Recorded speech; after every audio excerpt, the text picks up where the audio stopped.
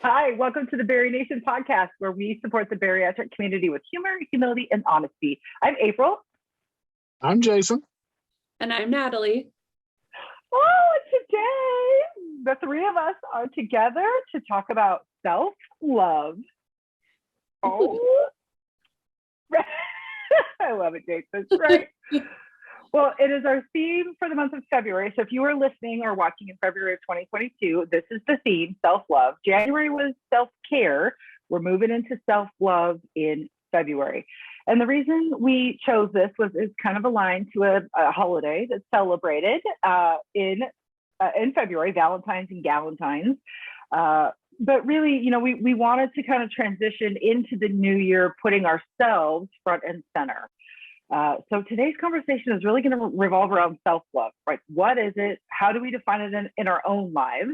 How do we practice it? And are there some areas that we could work to improve on our own self-love that we have for ourselves? Mm-hmm. Should be pretty good, right? Because I don't think I'm very good at this. Jason, what about you? Getting better, but I could get even better. Nat, what about you? About the same. I feel like I'm improving as I go. Right?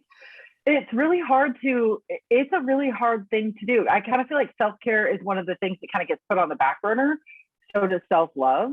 And I think we are more harmful to ourselves than helpful to ourselves throughout our day. We just don't know it, right? It's that unconscious what's happening. So in today's conversation, you know, we really want to dive into just like, what do we think this looks like in our lives? And then what are some things that we could maybe do or add on that would maybe help us get to this place of self-love? Because that could be a high bar to set, but we got to start somewhere, right? Yep. Absolutely. All right, my friends. Well, shall we just dive in? I think so. Get it. We'll do it. Okay. So y'all know we start every episode when we talk about something like this, speaking the same language. So I went to the almighty Googs and I typed in define self-love. This is what we came up with. Self-love is regard for one's own well-being and happiness, chiefly considered as a desirable rather than narcissistic characteristic. Right? So regard for one's own well-being and happiness. So in our own words, right? Okay, so Jason, how would you interpret that kind of in your own words? When you think of self-love, what comes to mind? I mean, to me, it really sounds an awful lot like just doing what best serves you in the time. So, you know, if you're having a rough time, you got to, you know, be able to take a step back, realize what's going on, kind of assess the situation, do a little triage, figure out what's happening, and just work to make your situation better for the time being. You know, and it doesn't necessarily mean it has to be a permanent thing right then and there, something that's going to last, you know, forever. But, you know, there's times where we have to just kind of take it, you know, it's just taking a beat, taking a breath to make sure that you don't lose it in whatever moment you may be having, so that you can collect yourself and keep it moving sometimes. You know, and I really like that your definition brings up the point that self-love can look different every moment or every day, right? We don't have to get stuck in this, like, well, this is the only thing I do, you know, for my self-love. It's really going to fluctuate, you know, moment to moment and day to day. Matt, what about you? Yeah, I think for myself, it's, you know, how can I show myself that I either like accept my body or myself, love myself or my body, and how am I going to do that today? Like, what actions can I take to show myself that maybe I loved myself today? Maybe I'm like feeling it, but how am I going to like tell myself, show myself that? Or if it's one of those more like difficult days, how can I just tell myself that I accept myself? I accept where I'm at. I accept my body as it is today. And again, like, how can I tell myself or show myself those things? And I think the reason that for many of us, this is such a hard concept or such a hard thing to practice is because we spent years or decades not practicing self-love at all, right? Absolutely hating everything about ourselves, right? From the way that we looked, from the way that clothes fit, from the way that we felt, from like what we said to ourselves. We were constantly comparing ourselves to other people's judgments and opinions really, really mattered to us. So to all of a sudden just say like, well, I'm going to abandon, how I was thinking and how I treated myself for all those years, just instantly once I've had bariatric surgery, that's a tall order. That's a really tall order. Mm-hmm. And the interesting thing too about self-love is that there's some similarities between the definition of self-care and self-love, but there's some big differences, right? So our working definition of self-care is, right, the practice of doing things that help us maintain or improve our health, right? So how do I just keep the status quo, or how do I improve my health? And self-love kind of has pieces of that, right? Because it's regard for one's own well-being and happiness. Mm-hmm. So it's almost like, I don't know if chicken or the egg situation, right? I don't know if self-love came first. I don't know if self-care comes first. Maybe it swaps off day to day. Well, I kind of look at it like it's a situation where you kind of have to go through some self-care to realize that you've been neglecting the self-love side of things. And one kind of feeds into the other, almost like a stream to a river to a sea kind of thing. Yeah, I was going to say, I feel like it's a symbiotic relationship. Like the care to me is the physical. Like when you care for someone, you're taking care of them. If they're sick, if they're hurt, you're caring for them. But loving someone is a lot more on the emotional side. So for me, it's like, okay, the self-care is the action that I'm taking, whereas self-love is more the mindset and the inside work that we're doing. Yeah, that the intrinsic stuff, right? That valuing ourselves just for like, kind of like what you said, not like where we're at. Yep. It reminds me a lot of like the body neutrality movement, right? Like I don't have to like love everything about it, but I can just be neutral about this, right? I can just accept this and understand that this is the reality. Yeah, right. Because the definition goes on to say, self-love is a state of appreciation for oneself. Self-love means having a high regard for your own well-being and happiness. Self-love means taking care of your own needs and not sacrificing your well-being to please others. Mm-hmm. Mm-hmm. Right. And I think that can be hard. The inside. Mm-hmm. Right. And I would assume like for any parent or anybody that cares for another human, that could be a little bit of a hard definition, because we always feel like we have to put those people ahead of our own needs, our self-care and our self-love. But if we're never putting ourselves at least equal with those people, we're not going to be available to love on them or care for them. Right? I mean, yeah, Jason, you can speak directly to this. You got kids and grandbabies.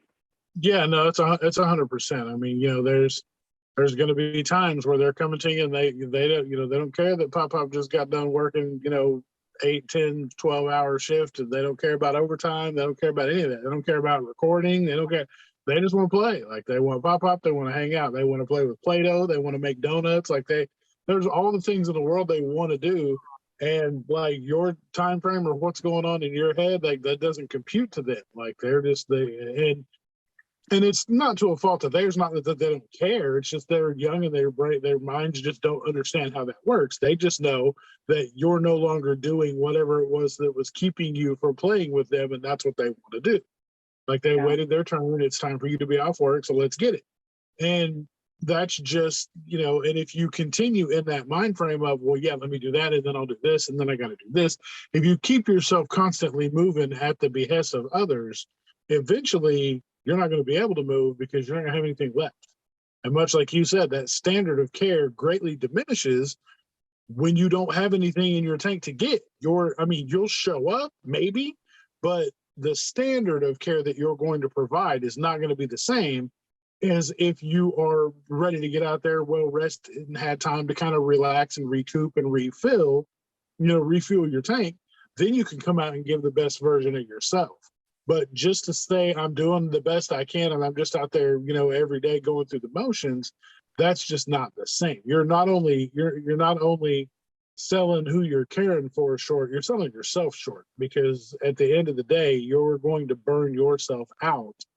And it's just not, it's really something that I think all of us as people pleasers and givers really have to take stock and inventory on, because we always, I mean, that's part of being a people pleaser, is pleasing the people by providing them the best type of, the best version of ourselves that we can get. And as you were talking, Jason, I was thinking about, like, God, how did I practice self-love, or did I love myself before surgery? Right. And you were thinking, and it got me thinking to, like, I was always working so hard to try to please other people, or to prove that I was as good or as smart as, like, no, like, I can really do this. And I felt like I just had to work so hard to, like, prove that. But in the end, I mean, I guess it helped me get to where I am today, but it was a bit of a false promise, because I probably didn't have to do all of those things, and I still would have ended up kind of where I am right now. So was that self-love? I don't know, right? Regard for one's own well-being and happiness. I mean, Nat, what do you think? Yeah. So I've talked about this before on my personal page, as well as I think a little bit on our podcast, but my journey to bariatric surgery actually had to do with self-love. There was a period of time, a couple years of time, where I literally had to shed anyone else's thoughts, fears, concerns about me, about my weight especially, and just, quite frankly, not give a fuck for a couple years, eat whatever I wanted, wear whatever I wanted, dyed my hair if I wanted to, got a piercing if I wanted to, because to me, for years, I had been expressing myself in the way that I thought I should have, rather than what I actually wanted to. Oh. And including bariatric surgery. I mean, I had 2 failed bariatric surgeries. To me, those were huge failures. So why would I want to get another one if I'm just going to fail that one too? So I just thought, screw it. I'm going to be fat. I'm going to be cool. I'm going to dye my hair, wear whatever I want, eat whatever I want. And for me, that was self-care or self-love, because I had to just fully accept who I was as a person, not as a physical body, in order to come to terms with the fact that I needed bariatric surgery for my health, not for my person, if that makes sense. Well, it does. I mean, I think your decision to have a third bariatric surgery speaks exactly to that definition: regard for one's own well-being and happiness. Right? You had really given up, expectations of everybody else, and you've just said, you know what, I'm going to do exactly what I want to do. And after doing that for a few years, you realized I'm still not exactly where I want to be. Right? I'm not happy, and I need to do this to get to that next level. Mm-hmm. So that really is. Wow. Well, okay. And there's another side to that coin too, because, in Natalie's position, like what she had spoke about, she loved herself. Like, that was self-love. Like, she loved herself as a person. She loved herself enough to realize that she wasn't being as good to herself as she should be.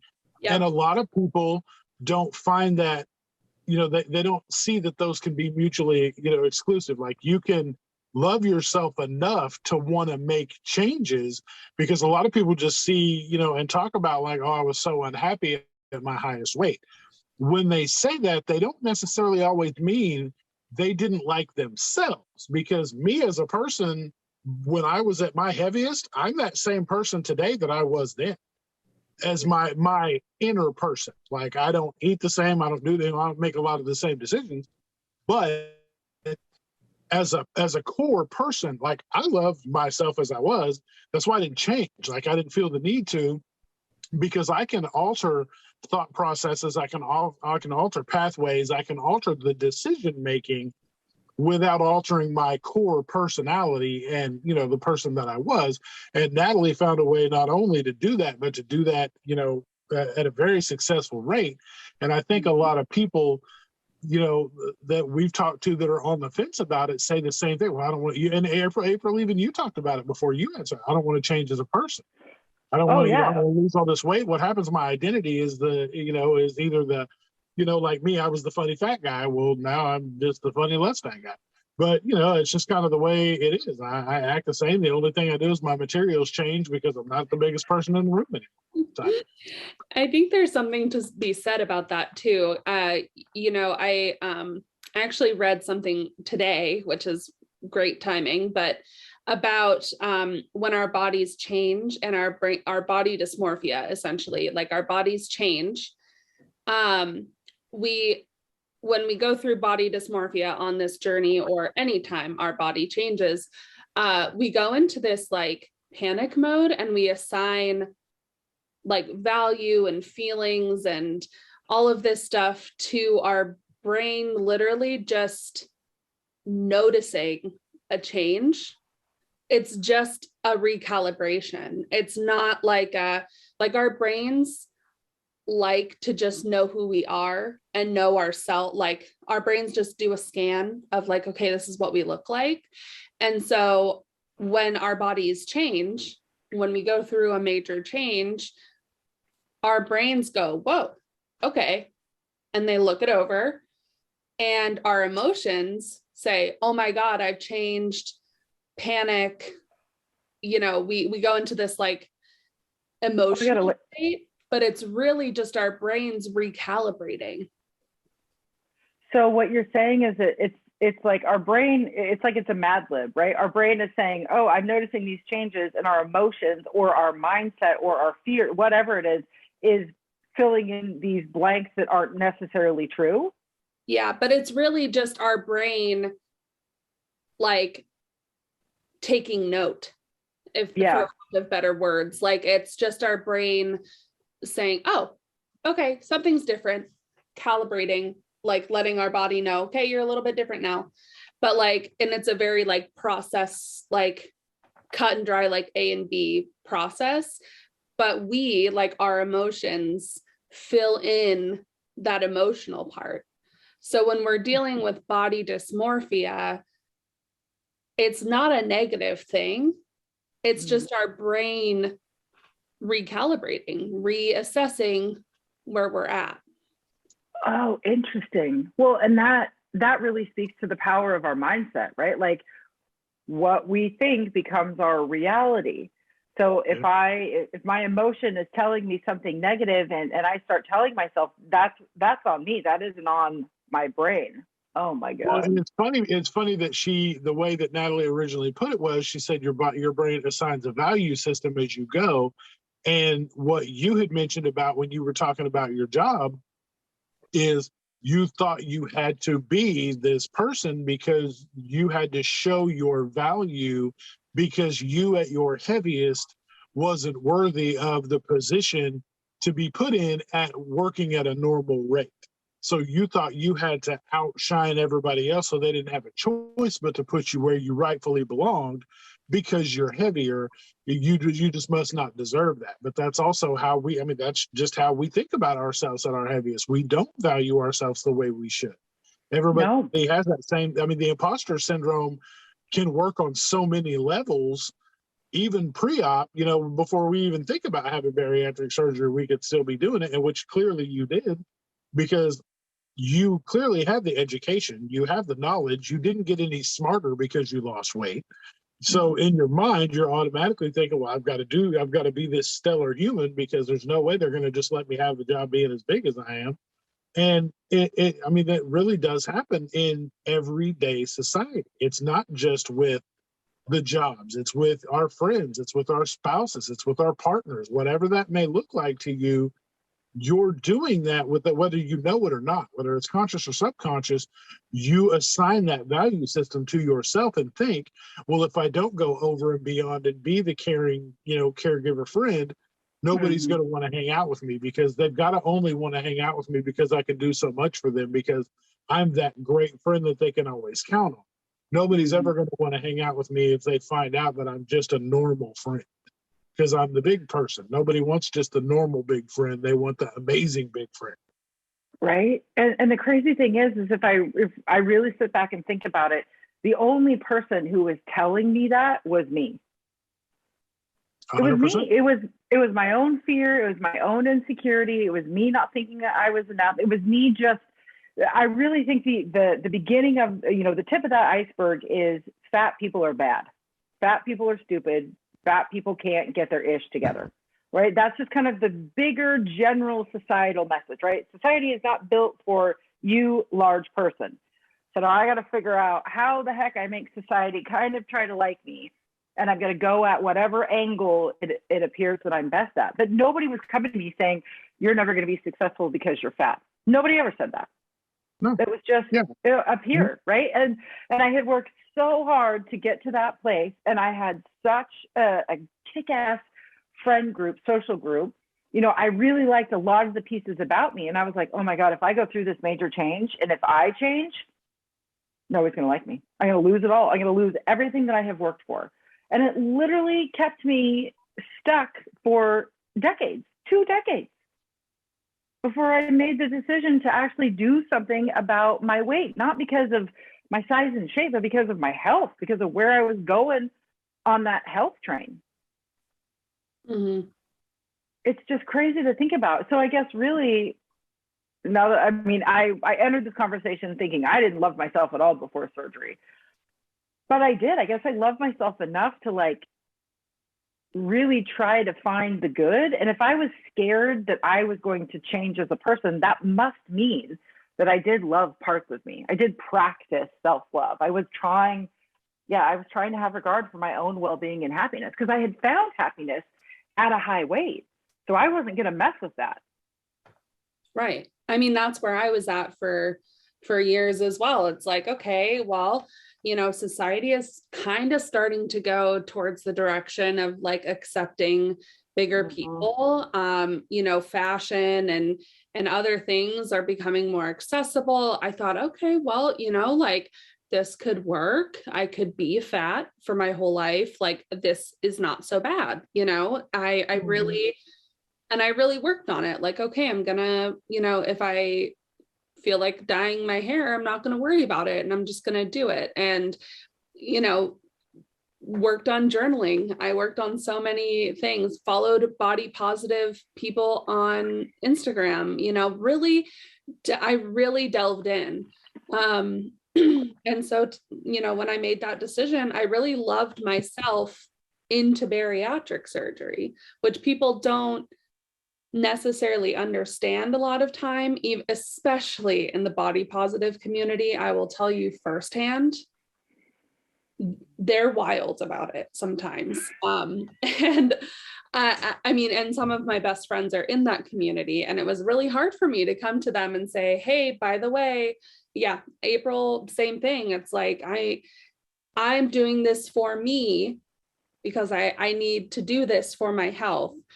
But I love you the way that you are, making sure that those lines weren't blurred. But it's a difficult thing to love yourself enough to make this big change. Well, yeah, because that's a lot of people, they think they're like, well, how can you support body positivity if you're going to go do that and you're going to make that change? And because you want to change, so you can't be all supportive of the body positivity. But in reality, what it is we support you to do you however you feel, doing you, whatever doing you is to you, do that. And I'm going to be behind you cheering the entire way.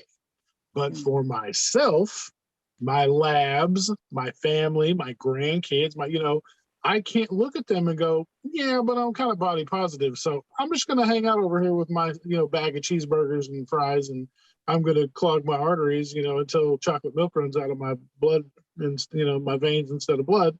And I just wasn't to a point where I could sustain that any longer. And my doctor, I was not getting the type of, messages from my doctor that said, keep on with the body positivity, buddy.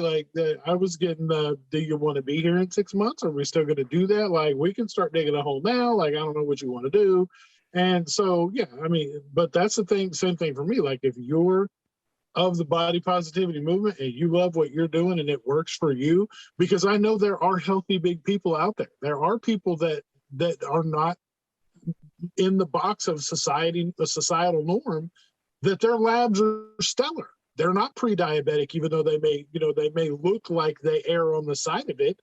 From a visual person that doesn't care what the labs look like, that may be a horrible thing because they don't fit into, Fashion Week's what they say is it. But, as we all know and have come to, grow and understand, a lot of the shit they put out there isn't real. It's touched up, it's photoshopped, it's airbrushed, it's all the things. So even societal norm isn't normal because it's not real. So we can sit back all day long and support the body positivity movement, even though our, what we needed for ourselves didn't quite align. Well, I mean, yeah, but to me, body positivity is about having the freedom to do whatever you want with your own body and to not be judged by society. So if we choose to have bariatric surgery, that's a choice that we're making for our own bodies, which should be celebrated in the body positivity community. But it's not. Yeah.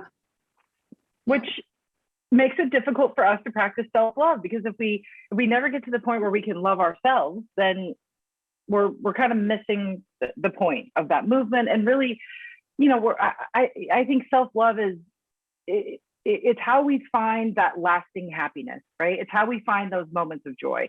It's how we avoid the arrival fallacy, right? Of thinking like, oh, once I do X, Y, and Z, I'll finally be happy.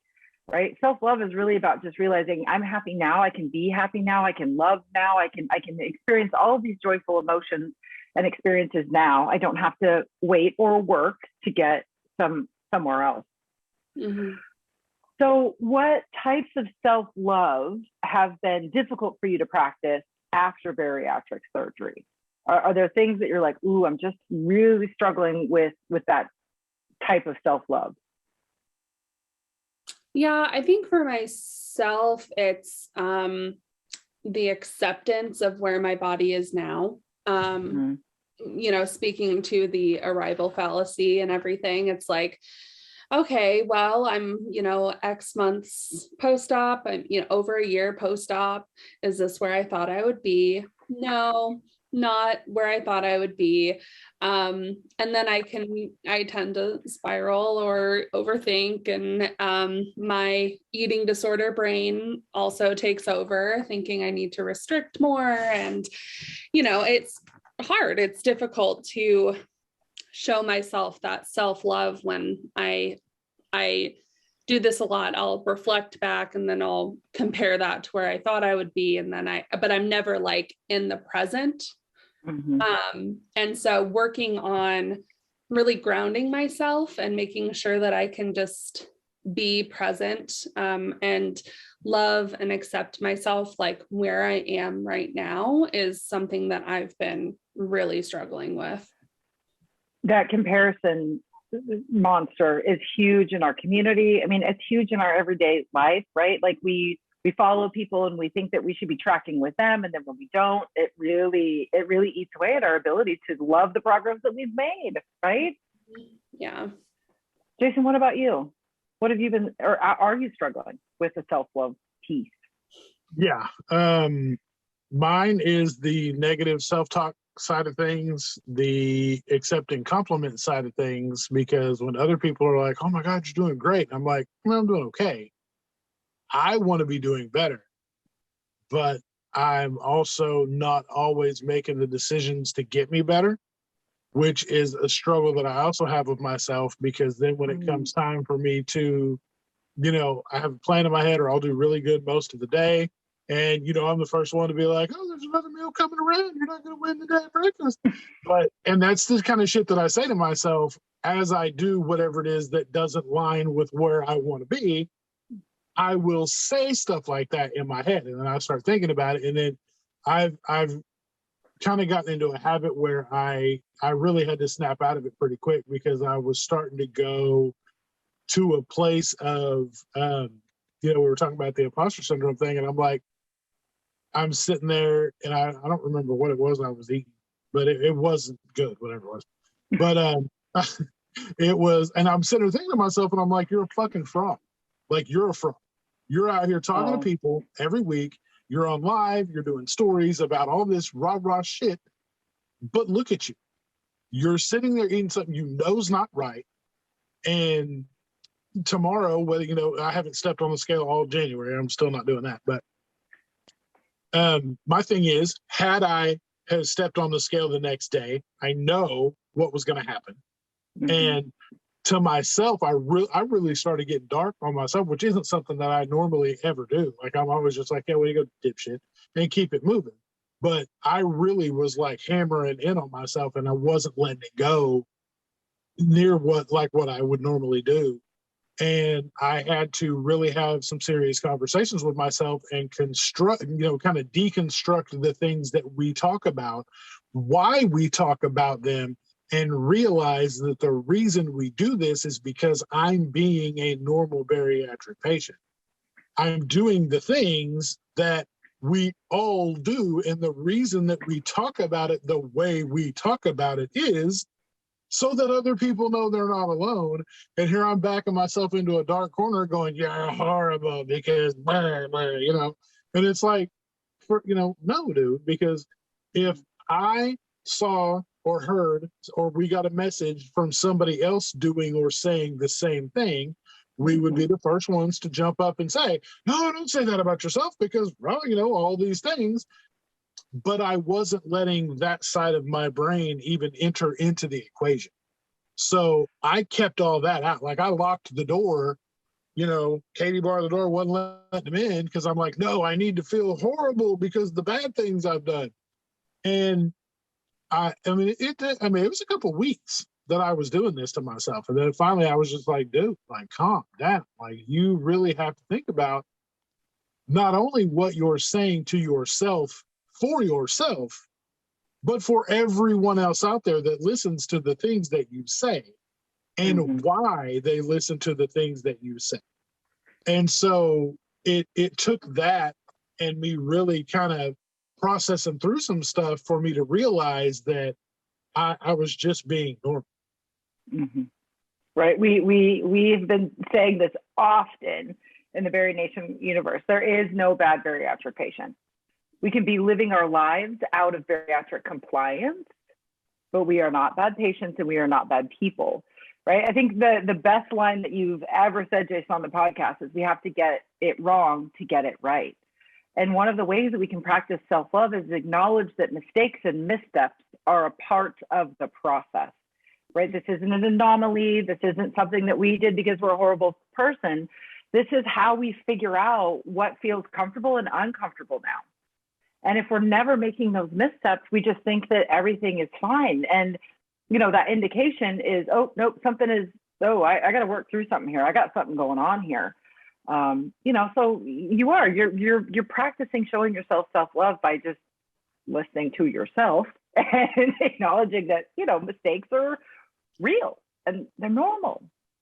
And I think something that we forget about being bariatric patients, we forget that, like, other people, like, I'm going to use the term normies, like people who have not had bariatric surgery, they do that shit too. Like, they overeat too. And like, over the holidays, I remember being like, oh my God, I feel like absolute crap. And then thinking back and being like, well, you ate 5 dozen sugar cookies, like, no freaking wonder you feel like shit.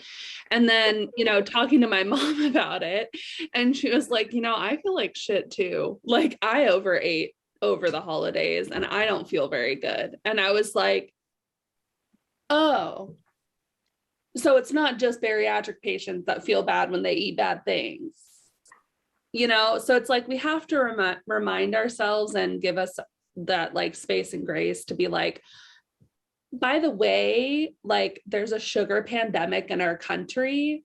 So like, maybe don't beat yourself up for 5 weeks. Yep. Well, because again, like, calling ourselves out as different is normal. Yeah. Right. And it's like, oh, I was used to doing that, but I'm really not any different. There's nothing wrong with me. I'm not a bad human. I'm not any of these things. I overate. right? And that's one of the ways that we can actually practice self-love is we can call out our own fears and we can call out those stories that we're telling ourselves, right? We can just acknowledge what we've been doing and not assign emotion to it, right? Not be like, oh my God, I overate. I'm such a horrible human. Just to simply say, oh, I overate. I feel discomfort. Would I like to do that again? Probably not. Yeah. It's such a different conversation, but just shifting those little things is a way that we can practice self-love. And I really, truly do believe that the more we can love ourselves, I think the easier it is to let these things go, or maybe the easier it is to just recognize when that old thinking, those old habits, those old things that are keeping us stuck or creeping back into our lives. And it almost gives us a tool or a lens, I guess, to just say, oh, that's not loving, or oh, that's not healthy, that's not helpful, that's not helping me be the person I want to be, right? By eliminating, it's almost like the self-love helps us. Well, I mean, that is the actual definition, right? We are learning to love ourselves by just calling ourselves out on our own bullshit in a lot of ways. And also something that my therapist has had me work on, because I'm like, again, like bariatric patients are not the only people that need to work on self-love. Call your friends out. When they say like, oh, sorry, that was dumb of me, be like, hey, you're not dumb. Fuck out of here. Like I started to do that to my friends, be like, don't talk to my friend like that. Like I'll say little things like that. And then I start saying that to myself. Like, oh, don't say that. Like I'll catch myself now because I'm aware of it in other people. Oh, that self-realization. Oh, that self-talk. Oh. Yeah. So I will literally, my friends will be like, oh my God, I'm so fat today, or I'm so bloated today. You are not bloated. You may feel bloated. You are not bloated. Yeah. You are not fat. You might have fat, but you are not fat. Yeah. I've just started calling people out, like blatantly, be like, don't say that. That's mean. Don't say that. And then I start calling myself out, being like, don't say that. That was mean. Like, and it really does work. So I challenge April, Jason, anyone listening, start calling people out in your world, like in your bubble. You'll start to call yourself out. I guarantee. That's a pretty dang good practice. Well, I don't know, and Nat, you've called both Jason and I out on things, when we're having private conversations. And, it's arresting at first, and then you're like, oh, yeah, I guess that was not very kind to myself. Yeah. No, it was not, right? You are being mean. I don't like being mean to myself. Well, thank God this month in Berry Nation, we are focusing on self-love. We are talking to really experts and members of our community who have been on this self-love journey or adventure, and they're going to be sharing with us some of their tips and tricks to arrive at this place of a greater sense of self-love for ourselves. So if this is something that you're struggling with, our whole support this month is going to be geared towards that, because we truly do believe that self-love is a tool that we need in our toolboxes to find and maintain that happy, healthy weight. So if this is something you're struggling with, we encourage you, let us know. We have this awesome feature on our podcast now where you can actually leave us a voice message. So if something in the episode resonated with you, if you're like, oh, I've been practicing self-love this way, or, oh, I'm really struggling with this, or has anybody tried this? Leave us a voice message and let us know so we can include them in the podcast. We're so excited about that feature. So it's really easy to do. And we would love to feature your voice in our conversation. Mm-hmm. Absolutely. All right, my friends. Well, anything for the good of the order? Is there anything you're really going to be working on this month when it comes to self-love? I think myself, I'm just going to continue my practice of, calling myself out on my bullshit, and realizing, when I'm, not being nice to myself, and maybe going out of my way to maybe say something nice to myself just when I think of it, instead of like planning, okay, I'm going to journal and say 10 nice things about myself. Maybe just, oh, you handled that really nicely, or, oh, you look really nice today, or, something like that. I think I'm just going to work on my self-talk. Yeah.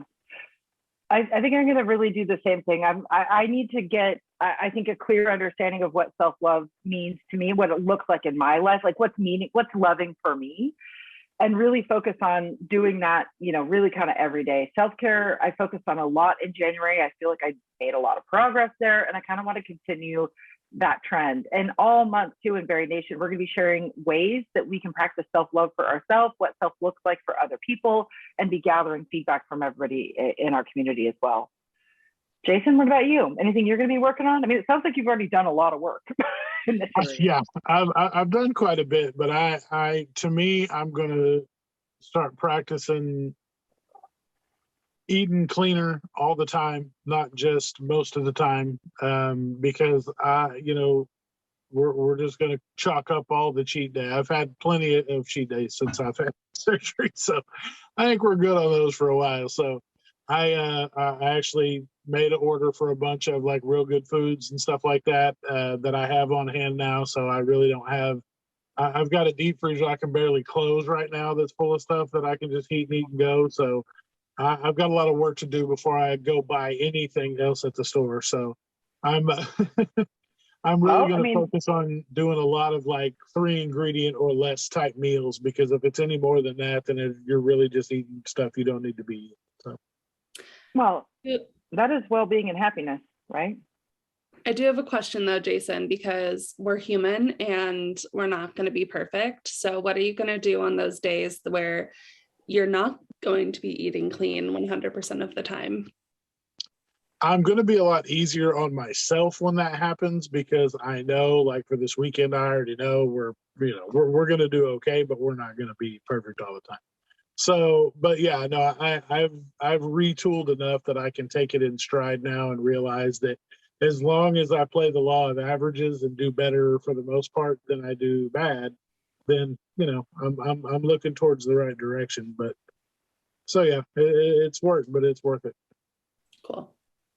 Yep. Well, and I think we're all striving to live our best bariatric lives every day.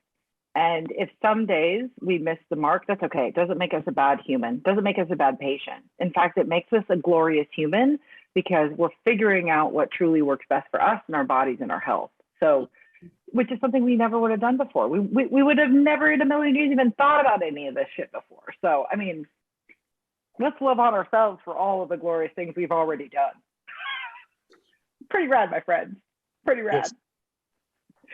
Miss Nat, would you like to tell people about our favorite day of the week? I sure would. So Sundays are our favorite day of the week because it's our shout out Sunday. We got to shout out all of you guys, wonderful Berry Nation friends and followers. You literally just go to our link in bio. There's a Google form, fill it out to the best of your abilities and upload a photo that you're proud of. It does not have to be a before and after, just a photo that you're proud of. And that really encapsulates you as a person. That's it. It's very simple. I'll schedule it out and we'll post and we'll shout you out. And I love it because I get to sit and type all about you guys. I learn so much about all of you, what makes you wonderful human beings.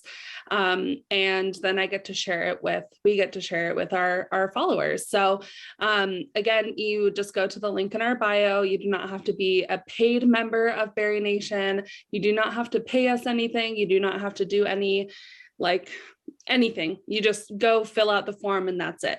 I just first come, first serve. I upload it to the grid and it gets posted every Sunday. So we love it. It's so rad. And I just love the fact that it's people really celebrating themselves, right? And it's not like you have to be like at goal or anything like that. It's literally just you pausing and saying, I'm really proud of this aspect of my journey and I want to share it with the world. That's all it is. Absolutely. Yep. All it is. And when we say link in bio, I should probably start clarifying. We're talking about our Instagram account. So if you have an Instagram account, you can follow us there. We are at berry.nation.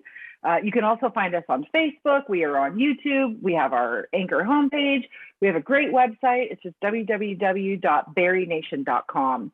And if you're interested in getting an extra layer of support, if you are looking for a support group that's led by a therapist, if you're looking for peer-to-peer meetups or live digital events or classes that are geared towards our bariatric life, consider becoming a member of the Bari Nation community.